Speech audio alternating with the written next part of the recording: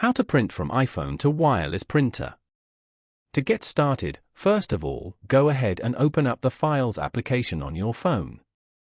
Once you're here, navigate to the folder where your document is located and tap on it to open. With the document open, tap on the Share icon, located at the bottom of the screen. From the Share menu that appears, scroll down to find and tap on the Print option. This will take you to the Print option screen, where you can configure your print settings. Tap on Printer at the top to select an available AirPrint-enabled printer on your network. After configuring your desired settings, tap on Print in the top right corner to send the document to the printer. Following these steps, you can easily print from iPhone to wireless printer.